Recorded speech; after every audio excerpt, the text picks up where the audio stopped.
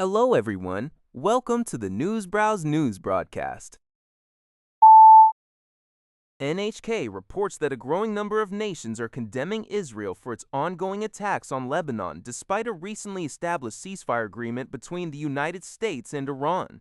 The Qatari Foreign Ministry issued a strong statement on social media, condemning the heinous Israeli airstrikes that have reportedly caused hundreds of deaths and injuries across wide areas of Lebanon. Similar condemnations were voiced by the foreign ministries of Egypt, Turkey, and Oman. European nations have also joined the chorus of criticism. British Foreign Secretary Yvette Cooper, quoted by Reuters, called for the ceasefire to be extended to Lebanon to prevent further regional destabilization, describing Israel's actions as deeply damaging. French Foreign Minister Jean-Noël Barrot also condemned the strikes. Furthermore, China's Foreign Ministry spokesperson Mao Ning emphasized on Thursday that Lebanon's sovereignty and security must not be violated and that civilians and their property require protection. China urged all parties involved to remain calm, exercise self-restraint, and work towards de-escalating the situation in the region. Al Jazeera reports that following a 2-week ceasefire in the U.S.-Israel war on Iran, Tehran has announced new protocols for the Strait of Hormuz, a critical waterway through which a significant portion of global oil and liquefied natural gas supplies pass. After disrupting traffic by attacking merchant ships during the conflict, Iran's Islamic Revolutionary Guard Corps, IRGC, has issued a new map directing vessels further north along the Iranian coast to avoid potential mines.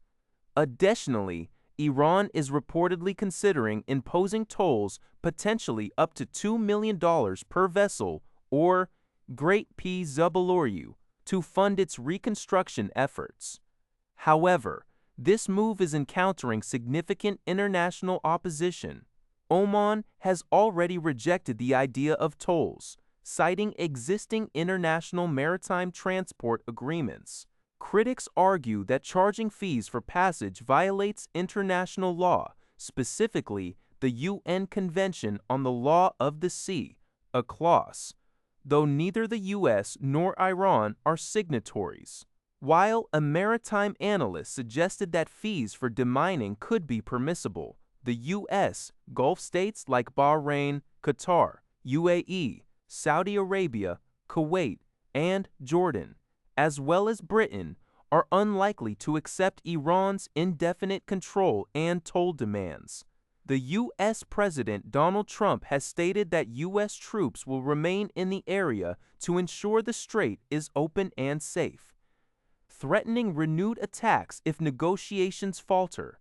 Practical realities might push ship owners to comply with Iran for now to avoid further losses.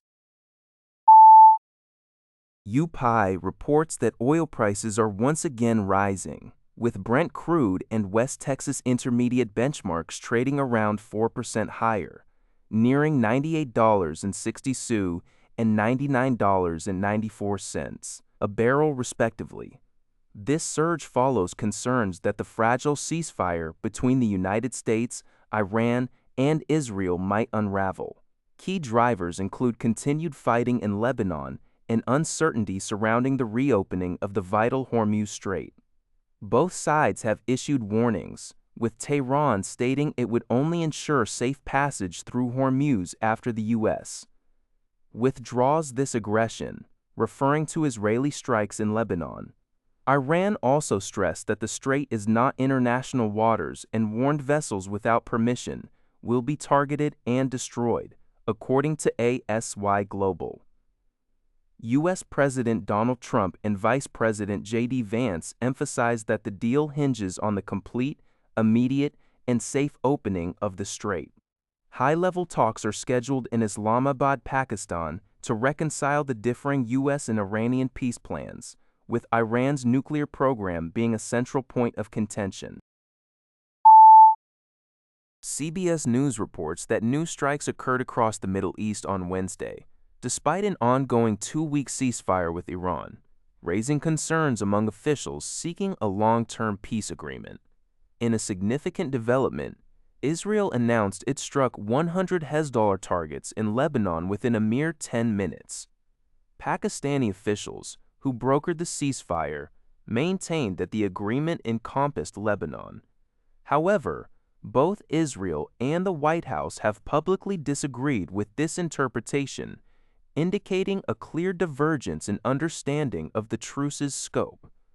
Adding to regional tensions, Iran has stated that the critical Strait of Hormuz remains closed. This situation highlights the fragile nature of the current ceasefire and the complex diplomatic challenges in achieving lasting stability in the region. Nancy Cordes has the latest on these unfolding events. According to CBS News, federal data reveals that last month, March, was the hottest March on record for the continental United States, and notably, it surpassed the normal temperature by the largest margin for any month ever recorded in 132 years. The average March temperature was 9.35 degrees Fahrenheit above the 20th century norm, easily beating the previous record from March 2012. Scientists express significant concern, linking the unprecedented heat to human-caused climate change. This follows a period of extreme warmth, including the worst snow year and hottest winter on record, with 6 of the top 10 most abnormally hot months occurring in the last decade. Furthermore, both European and U.S. climate services are forecasting a super strong El Nino event to develop in the coming months. This anticipated El Nino is expected to further intensify global temperatures, potentially pushing Earth past the hottest year mark set by 2024 and leading to new record levels in late 2026 or 2027. Growing research suggests that global warming from the burning of fossil fuels could be making El Nino stronger, indicating a potentially more volatile future for global climate pattern. That's all for this video. Thank you for watching. See you in the next video.